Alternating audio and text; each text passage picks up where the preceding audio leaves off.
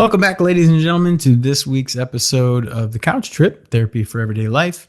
That's Eddie Reece. I'm Bill Courtright. And today we're going to have a conversation which will likely relate to a lot of us, if not all of us.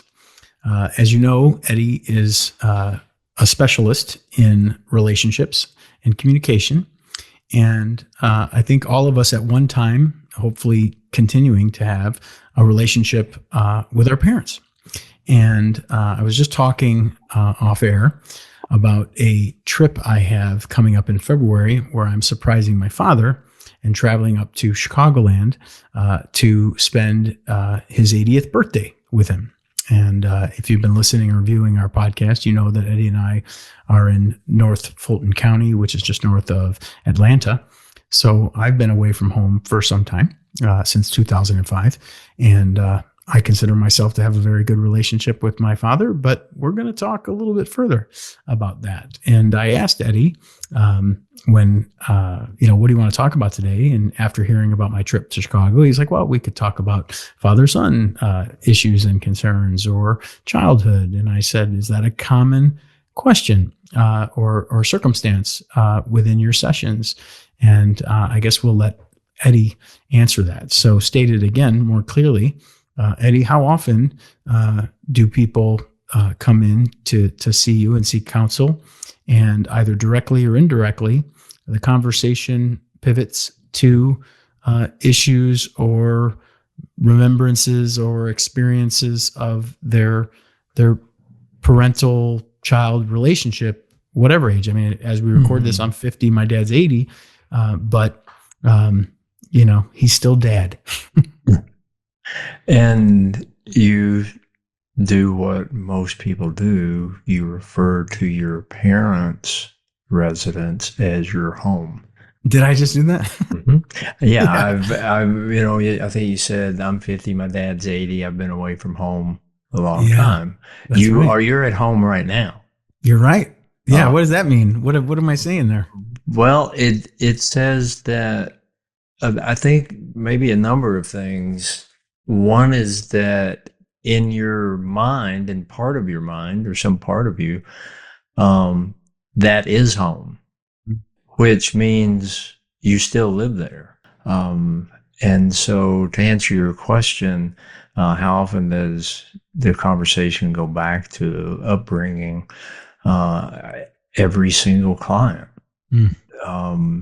And I've had clients come in and go, I don't want to talk about my childhood right off, which tells me we're going to talk a lot about their childhood. And I go, we don't have to. I said, you don't ever have to mention it because whatever you're going to talk to me about is going to tell me what happened in your childhood. Because I can see what you're struggling with now. That's going to tell me what you struggled with then. I'm going to know the origins of that because you're this.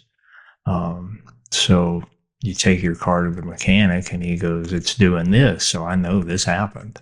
Your wheels are out of alignment. You've been hitting potholes and curbs or whatever, So it's the same thing in therapy, and so you don't really have to talk about it, but you're going to be talking about it no matter what you talk about. You're going to be telling me what happened in your childhood. So it shapes us way more than what most of us realize. And that if you picture, first of all, being a small child, even any age up until you're pretty well grown in your mid-teens or late teens. If you're an infant, an adult is a monster from your point of view. If you're 5, 6, 7 years old and this huge person that's maybe 4 times the size of you comes at you enraged, from a nervous system perspective, this could be your last moments on earth. You don't know. I mean, I think it's Bill Cosby, that his routine about growing up is his dad would say, "I brought you into this world. I can take you out." Um, and our nervous systems know that. So even being yelled at is incredibly impactful on our nervous system. It's teaching us, it's training us that the big people, the authority, the folks who are in charge of my food, own me. Okay? And in our culture, there's a lot of ownership. My accountant, he's not mine.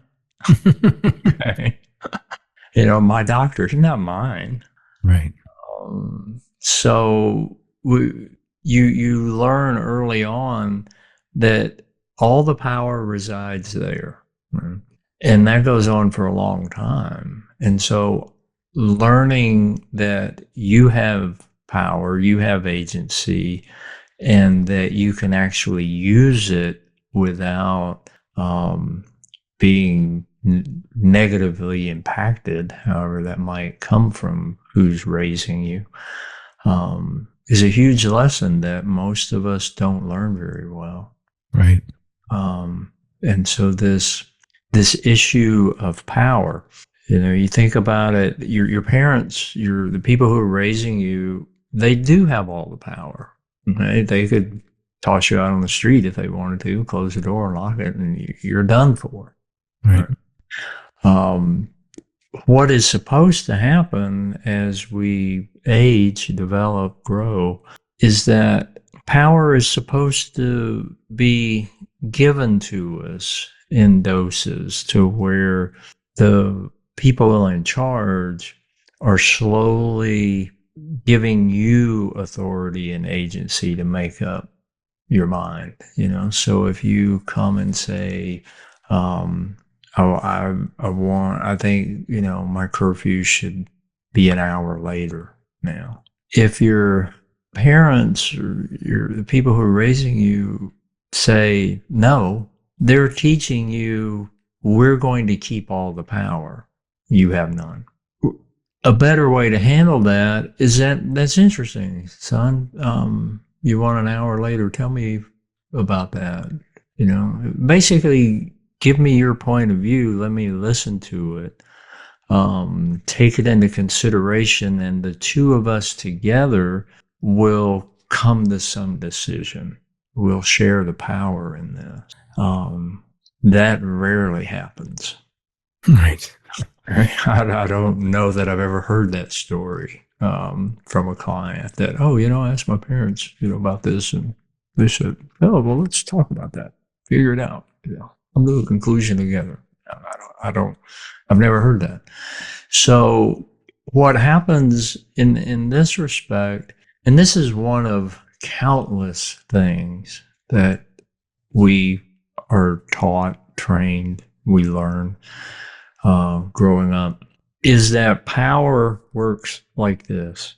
It doesn't work like this. So you're either going to be the person in charge or you're going to be the person not in charge. And so then you have people who are codependent. They're going to stay down here as a way to actually feel like they're in charge and maybe even be in charge because you're being very manipulative down here and you're appeasing in order to get what you want. Or you're going to be overpowering and you're going to have your opinion and you're right about it. And what is there to discuss, kind of thing. And it's going to be very difficult to share power. And so we go to work and we take a job, we have a boss. So there's your parent. Right? And it's very common as I go through things with a client to listen about what's going on at work, what's going on in their friendships, relationships, marriages with their children, whatever relationship they're in. It won't take long before they'll see the commonalities between the relationship with who raised them and the relationship that they're struggling with. and it's going to be the exact same struggle. Yeah. You know, I don't feel like anything I say really matters. You know, they're just going to do whatever they do, and then I have to live with it, and I'm really tired of that. You know, well, you've been tired of that since you were 12. You know, Right. and you're 40 now, so I imagine you are. And so you have to learn to change the nervous system, change your way of thinking, change the way you see things to where you can gradually gain agency and belief that you have power and influence, which goes back to our podcast on anger and rage. You have to learn to be angry. Angry says, I don't like the way things are. I believe they can change. I believe I have some power and influence to change them, and therefore I'm going to work toward that change with you. So a sharing of power rather than an over or underpowering. And that's a whole different ballgame for most people. Do you find a lot of folks, as they're adults and they're sharing with you information about their parental relationships or childhood, there's a seeking of understanding, or like, as you're telling me this, I'm thinking about my relationship with my parents, and there was certainly an authoritarian figure in the house, and it was certainly my father, and there was I can recall as a young kid, just desperately wanting approval, and he was strict, but I thought, if I did a good job long enough, there would be this sense of, right, hey, you did good. Yeah. And then, and whether or not that ever comes. And then as you get older and I have kids now, I start to think, like, I wonder what was going through his mind, and like, what was the level of awareness around my needs? I didn't know my needs then. Right, you didn't. And so you do what virtually everybody does. You wind up not feeling good enough, and you believe that's the problem. I don't feel like I'm enough. So when you define the problem, you also define the solution. So if I'm not good enough, the solution is I have to be good enough. Good enough for what? I have to be good enough for my dad to go, I'm really proud of you. And then that'll fix everything. No, it won't, because that's not really the problem. The problem isn't that you're not good enough. It's that you are buying what our culture and our upbringing sells us, which is there are certain standards that need to be met in order for us to be worthy, legitimate people. I have to get married. I have to have children. I have to have a nice place. I have to support my family. I have to. And you wind up, like an awful lot of my clients, when they first come in, I'm 30, I'm 40, I'm 50, I'm 60 years old. I've done everything I was supposed to do, and I still don't feel good enough. I still am miserable. I'm still not happy. I'm still waiting on my dad to, tell me that I'm okay. And I think the reality of that fantasy, and it's a fantasy, dad will tell me I'm okay, that he's proud of me, and then all will be right with the world. So it goes back to our podcast on fantasy. And if it actually happened, and I've had this happen with clients, sometimes they're very moved by that, but then they realize nothing really changed. They still don't feel good enough. And or that dad will say, oh, I'm really proud of you, and then there's this rage of, why did it take you so long? Right. All the things I've done, you never told me. You never came to my ball games. You never told me that, how good of a player I was. You never said, that I'm a great kid. Now you tell me, now you think I'm, supposed to go, oh, yay.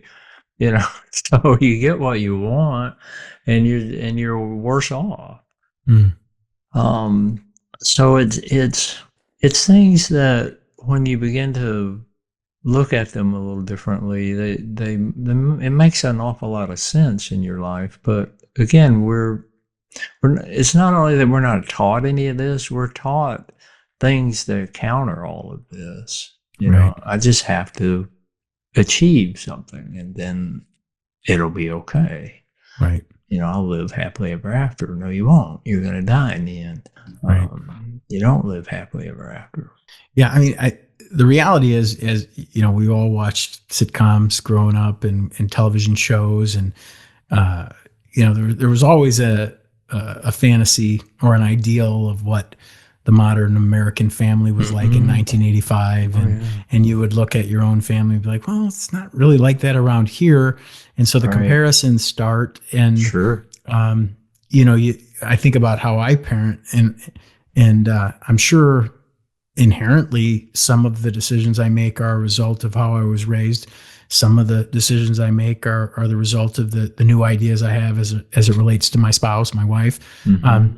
But a lot of it just comes from, doing the best you can with the knowledge you have, which may or may not have come from a silly TV show. Right. And you're going to, I tell people, you're going to screw your kids up. Just, forget the college fund, start a therapy fund, because they're going to need therapy, because you raised them, and the reason is because you were raised by people that didn't know what they were doing. So how in the world are you going to know what you're doing? Right. And so, given your kind of, if we stereotype your situation of, my dad didn't, give me enough praise. So I'm not going to be that. And then when we say I'm not going to be that, we're dead in the water, because there's the problem, being that. So the solution is don't be that. So you live your life not being something rather than being who you are. Okay? So you're going to go, well, I'm going to tell my kids they're great. Okay. Then everybody gets a trophy, no matter what they do. And then, my God, you're going to wind up. And this is what has always just fascinated me. Maybe I hadn't thought about it this way. Maybe one of the first things that hooked me into psychology, and how human behavior happens, is the very thing you're trying to prevent. I don't want my kids to grow up thinking I don't love them, I'm not proud of them, that they're not good enough. So I'm going to do the opposite. And when you do the opposite, you create the same thing. Because if you get a trophy no matter what, it's not worth anything. Right? You know that. Even if your parents are going, yay, you got a trophy, you're like, what an idiot. I didn't do anything. We finished in last place. We got a trophy. So you wind up not feeling good enough. So you're going to create the very thing you're trying to prevent, by doing the opposite of it. I think that's accurate. Not until I reflected on it did I notice that there's so much truth in that. I do remember, when Danielle and I brought Cole home from the hospital, our firstborn, I remember thinking, like, I don't feel any different today than I did 3 days ago, and I'm a dad. Right. And, it's like, there was this sense of, I guess we learn as we go. And which is sad. That to me, that breaks my heart, because in my way of thinking, there's no more important job than being a parent, than raising a child. And we get no training, but in reality, we get lots of training, and it's all wrong. And so, in Eddie's ideal world, if you want to have children, you got to go to school and learn how to be a parent.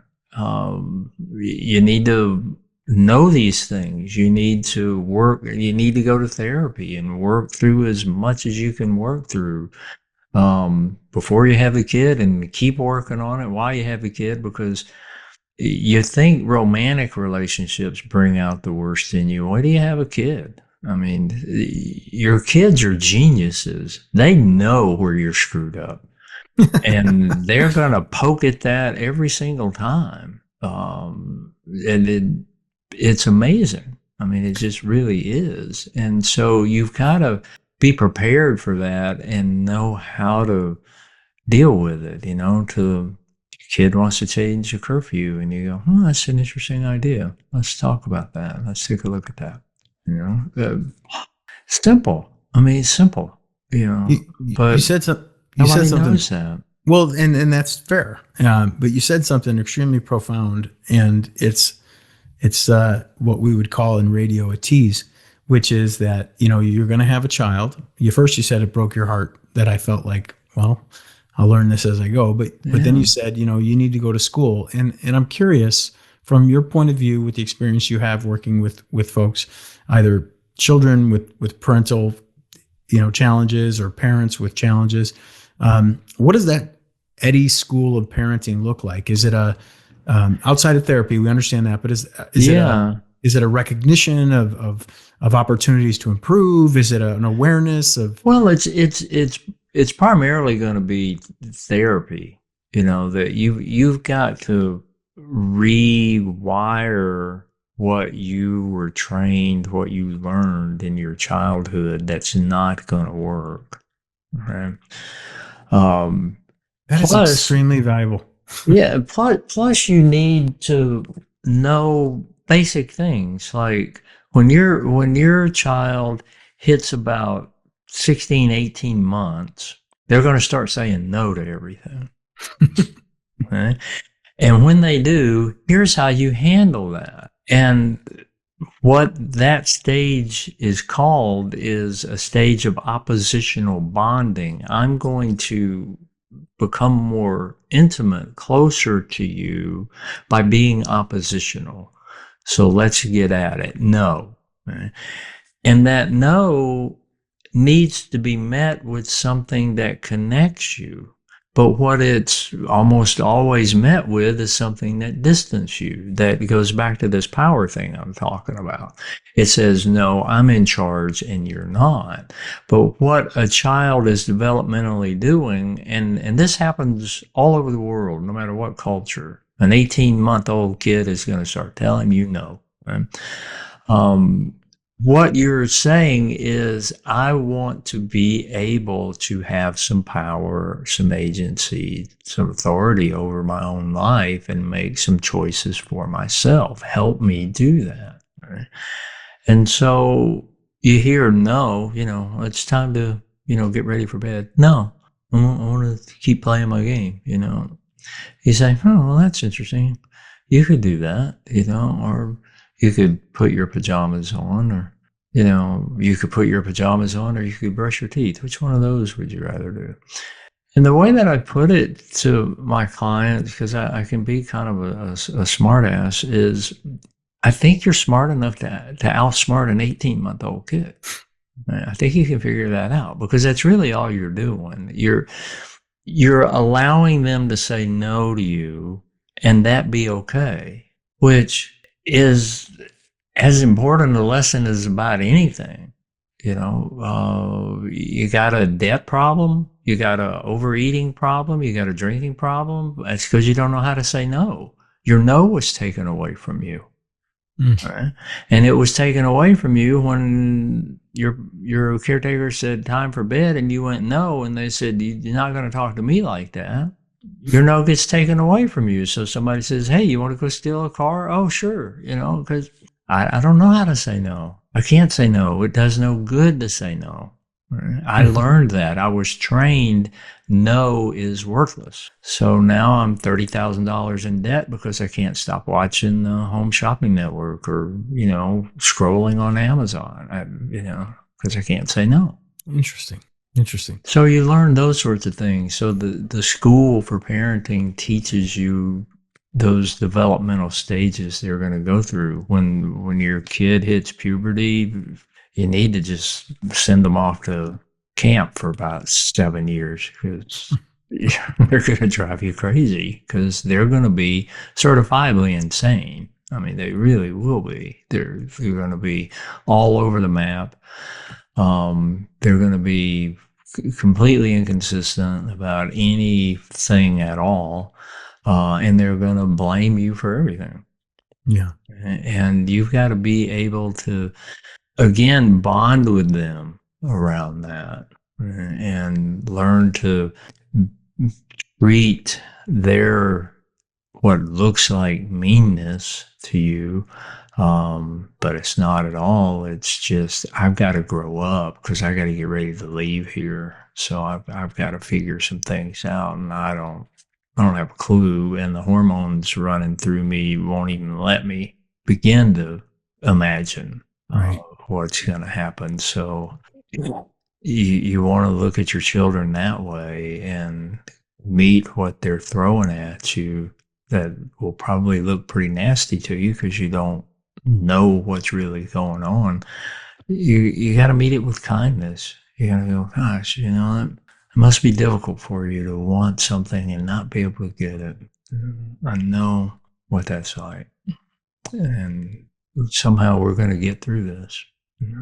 You know, one thing that I've come to terms with, I guess, or just accepted over time, and you touched on it there in your kindness dialogue, is, you know, sometimes we're parented by someone who, like all of us, has, you know, strong areas and not so strong areas. Mm-hmm. And if you're parented by someone who is not the strongest communicator, or is almost, I wouldn't say reluctant, but just the kind of the strong silent type that just doesn't engage in a lot Mm-hmm. of conversation.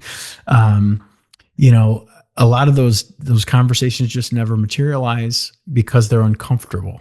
And you know, I have no problem saying I dealt with that personally. I deal with that still to this day, where Sure. a lot of inferences and assumptions are made in the absence of that communication. And I don't have any authority over making someone feel comfortable doing something they're uncomfortable with.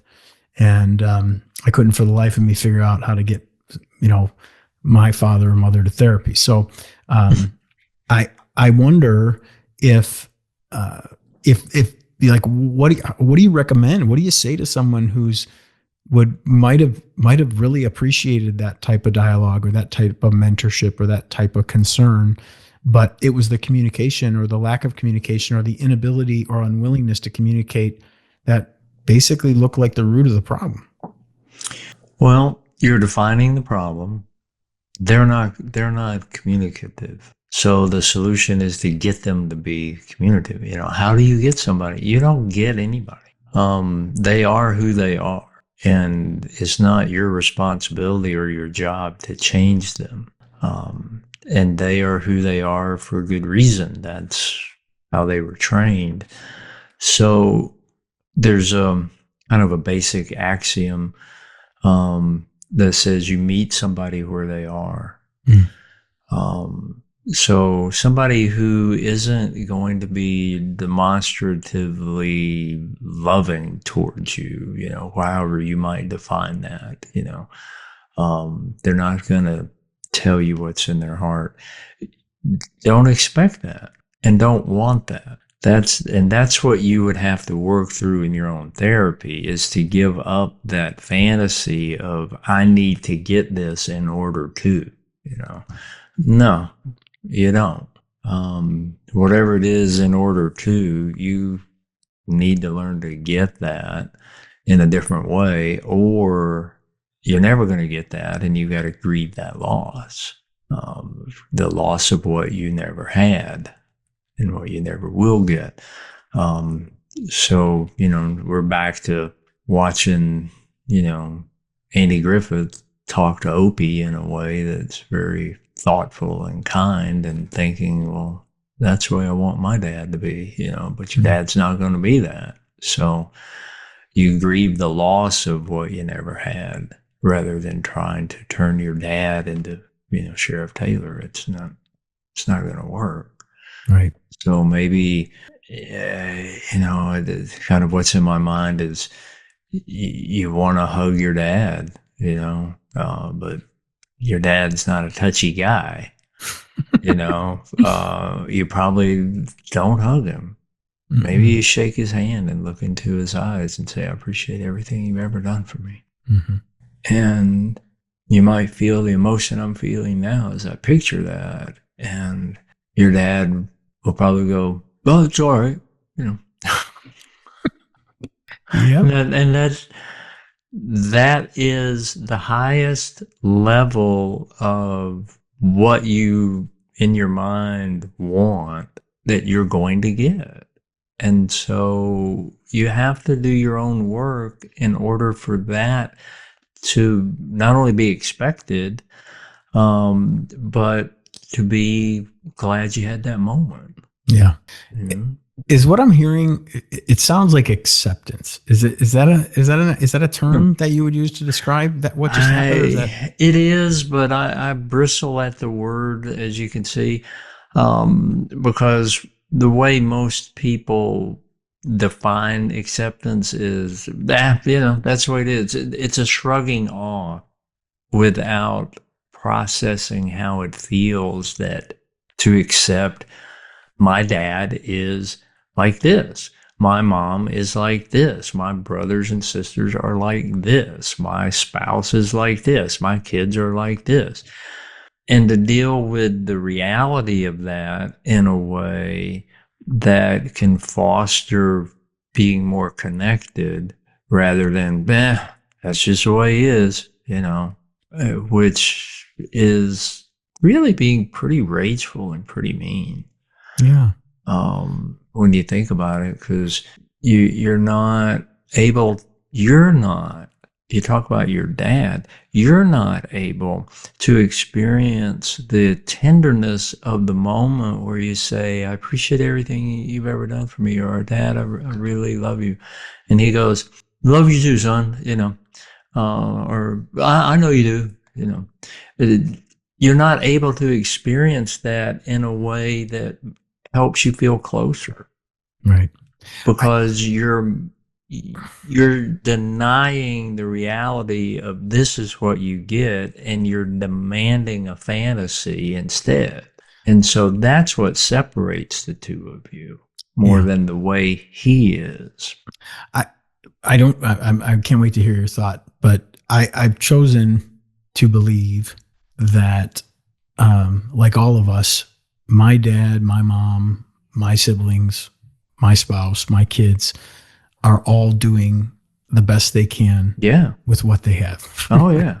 Well, how about they're doing the best they can, period? Well, yeah. I mean, but I think that's a pretty considerate, mature way of looking at behavior. I don't know if I'm wrong. As long as inwardly it's not the same thing as, well, that's just who they are. Well, no. It's like, well, they're doing the best they can, bless their hearts, Well, no, especially they're doing the best they can with what they got. I mean, because Lord, I didn't say that. What they've got is just horrible.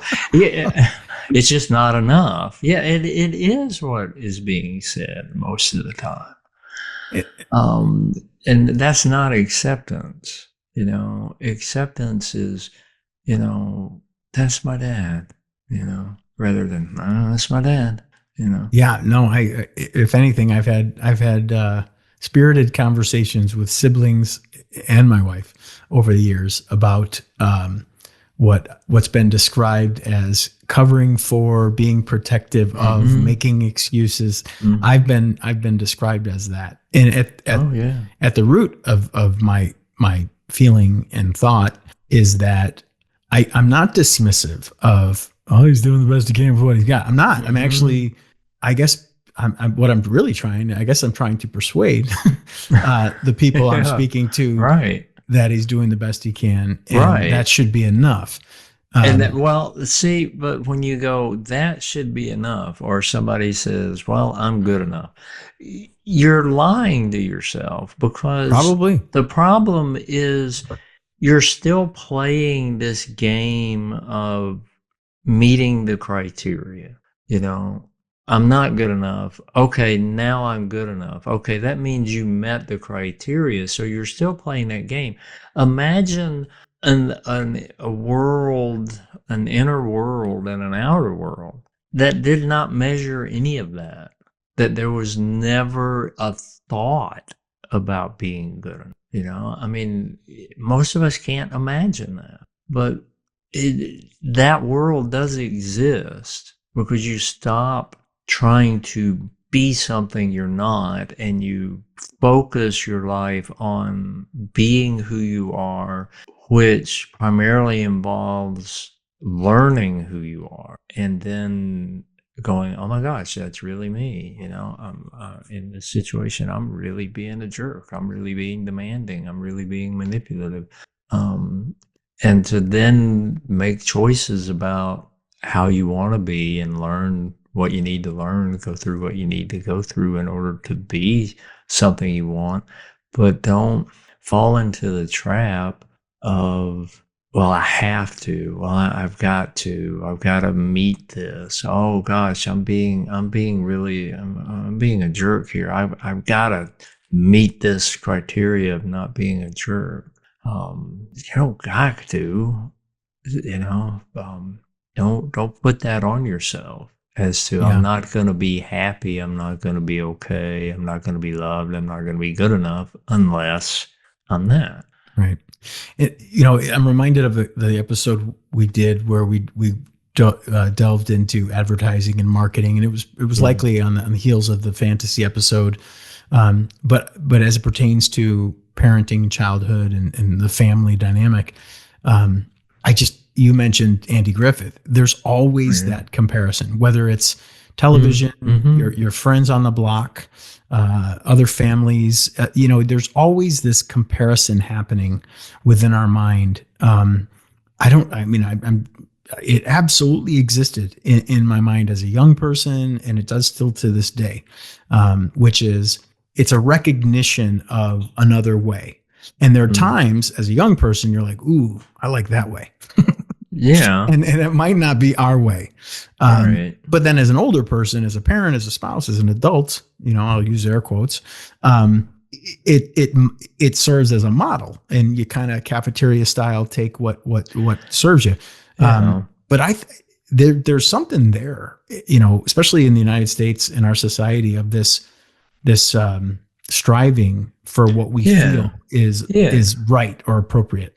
And the problem most of us have is picking something in order to define a problem, which again defines a solution. And what you pick just isn't the problem.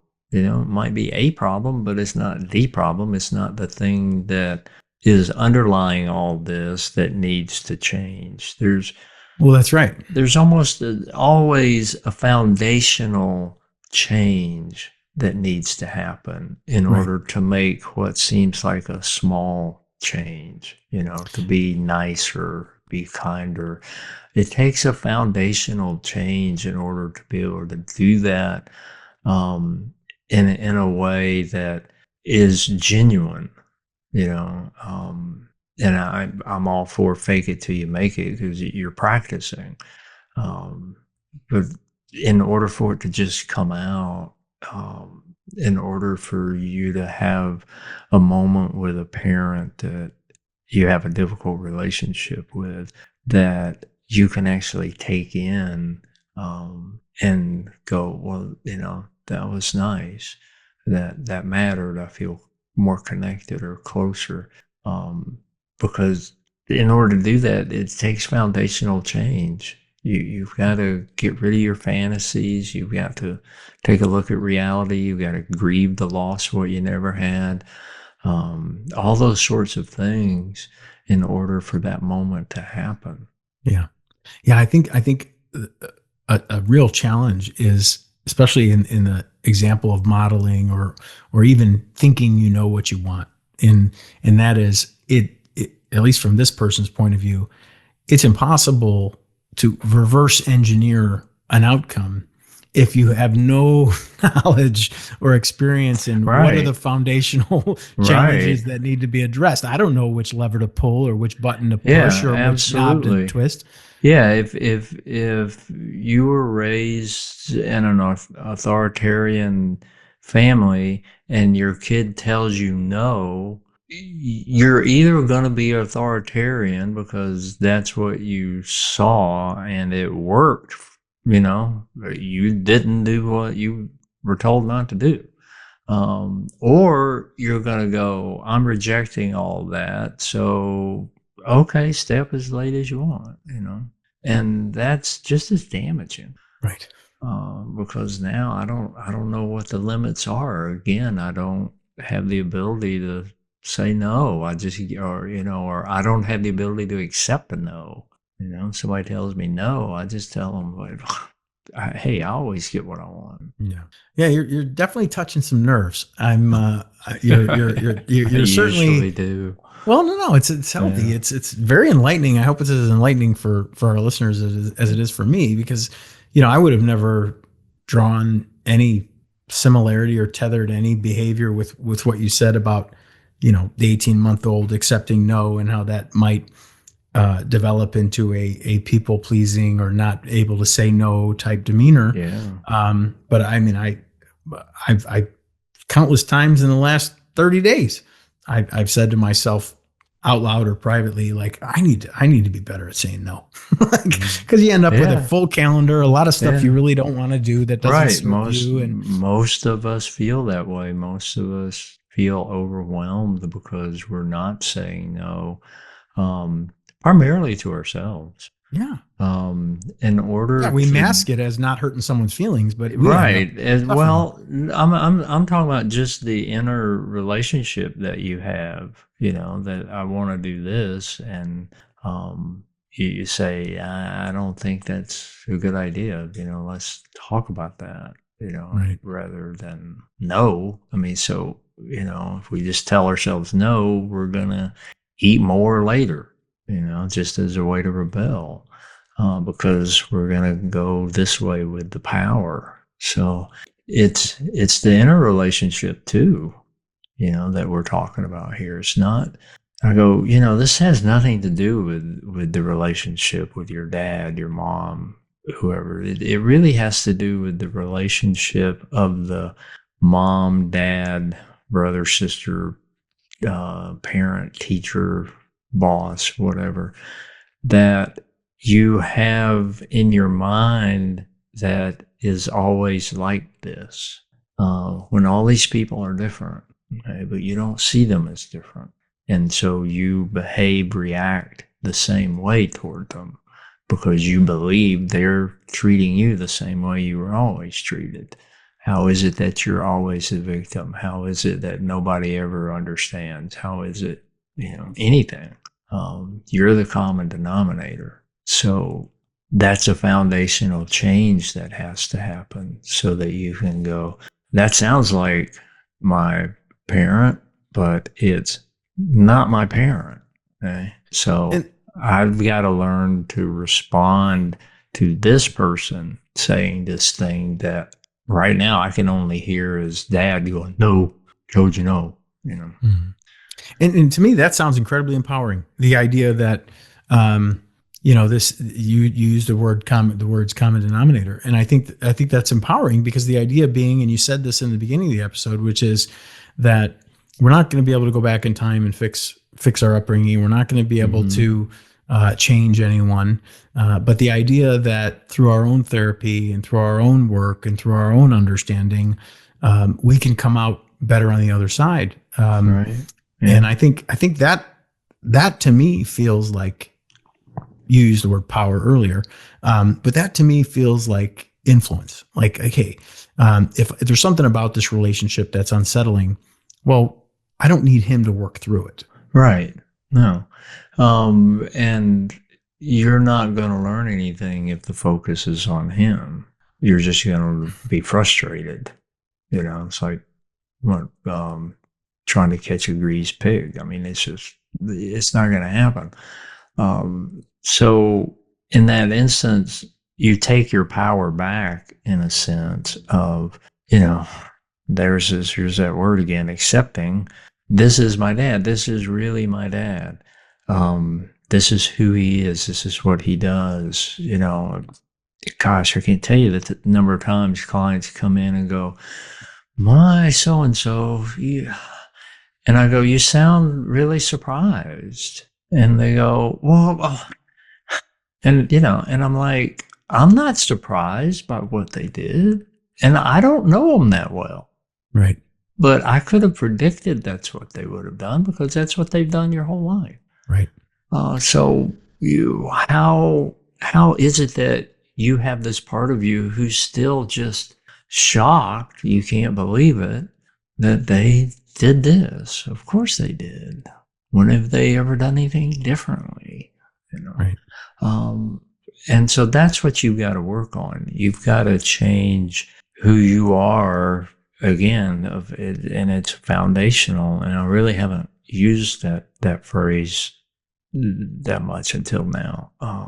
It's a foundational change you've got to have to be able to accept, well, of course. And then how do I respond to that in a way that strengthens our connection rather than weakens it? Right. Yeah. I think that's dead on. And, I'd be remiss or lying if I didn't confess to an awareness of, we talk about this is my father or this is my parent, as opposed to that was my parent. Right. My mom has since passed. I'll be going up to Chicago to celebrate my dad's 80th birthday. God willing, I will outlive him. And there is this awareness around, I don't know how many birthdays we've got left, his or mine. And so, right. I look at things a little differently, as really like, how do I do my part to create the greatest relationship I can for the time I have remaining? Well, what comes to mind is grieve, and deal with reality. I often say that good mental emotional health is reality at all costs. Right. So the reality is this could be the last time you see your dad, and to treat it that way, which ideally we treat every encounter that way.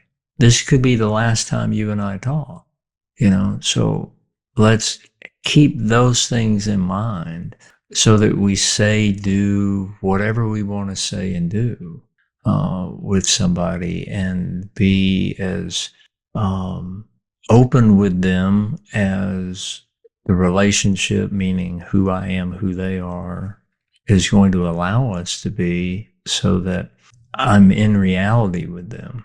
How many people have died in your life that you knew when you saw them it was the last time you would see them? That's rarer than we would like for it to be, because we tend to think it's got to be the last time before I'm going to say all this stuff, but it doesn't have to be. You should be saying those things along the way, So with my picture of a stereotypical kind of father-son relationship with a father that's not really emotionally demonstrative or something, the most you're going to be able to say is, Dad, I love you. I really do. I really care so much about you, and I so appreciate everything you've ever done. And feel the emotion, even express the emotion. And then when your dad sloughs it off the way he has always sloughed off any emotion. I've met your dad countless times in my office. That it doesn't sting. Right. Can you imagine that it doesn't sting? That you actually, in that moment of vulnerability, wind up feeling more connected to him when he does what he always does. And that's his way of acknowledging what you're saying, acknowledging his feelings for you, everything you just did. That's his way of doing it. It's the way he's always done it. It's not a surprise. Yeah. I think about the last time I saw my mom, and I knew it was the last time I would see her. And I knew my mom was going to be the way my mom has always been. And I knew there would be unpleasant moment in that last time. And I had done enough of my own work to not expect anything different. And so when she did what she did, it didn't hit me in any other way other than of course. And there was one really nice moment that sat with me that she quickly crushed right after that, with doing what she does. But in my way of being now, that nice moment did happen, and it was a nice moment. Mm-hmm. And yeah, this happened and that wasn't a nice moment. And it was pretty remarkable that there was a nice moment there at the Yeah. end. And I'm very appreciative of that. I don't go to that in my memory first or foremost or only if I remember that last encounter with her, but it's there along with everything else that's there. Yeah. Well, this was delightful. I, as we wrap up the episode, and I'll leave Eddie for some final thoughts, but this has been another episode of the Couch Trip, which is therapy for everyday life, and we touched on the parental dynamic and childhood and relationships with family and how it molds and affects us as we go through our lives. And what I'm going to take from this is, and I will heed your advice and do my best to create genuine moments in the time that I'm there. And I loved your advice. I love the way you explain it, as I always do. But I sincerely hope that this was helpful. It was extremely helpful for me, and it was applicable in so many ways, more ways than I even let on. But again, if you're listening to this and it struck a nerve or resonated, Eddie was not delaying in letting us know that there's work for us to do, and therapy could be the answer, whether it's for being a better parent or being a better spouse or being a better son or daughter. And so I'll certainly take that from this episode, and I'm grateful for it. And again, I feel really good having had that conversation. And Eddie, if there's any final words you'd like to leave the audience before we wrap up this episode on parents, go ahead. Yeah, my one thought is, as we talked in this episode about parents, and I would often say the people who raise you, it's important to make that distinction because a lot of us weren't raised by parents. I want to explain the things I'm explaining in a universal term, the upbringing that we get, the people who raise us. And even if you had the same two parents throughout your life, the people who raised you includes any and everybody that you had some encounter with that was somehow influential to whatever degree. I mean, the teachers I had, the friends that I had, the people that I met one time that were in my life and left me with something different or new. Those are the people who raised us and continue to raise us. Yeah. The people in our lives and the people who have left. It's all a part of our growth, development, if there is, or a part of how we stay the same. So just kind of make that distinction that it's not just parents, it's not just family members, it's any and everybody who's ever influenced you in any way. Yeah, that's important. It truly takes a village. Well, yeah, it's as long as you're not being raised by wolves, which would be a village. A lot of us might have been better off, to Yeah. Well, wolves that teach us, how we got to work together. yep. But yeah, I just want to make that distinction for folks who feel like we're not including them. No, I think that's important. And it was well said and well received. Those who raised us. Ladies and gentlemen, like I said, this is another episode of The Couch Trip, Therapy for Everyday Life with Eddie Reece. And I'm Billy Courtright. And we will see you down the road. Thanks, Billy. See you, Bye. folks.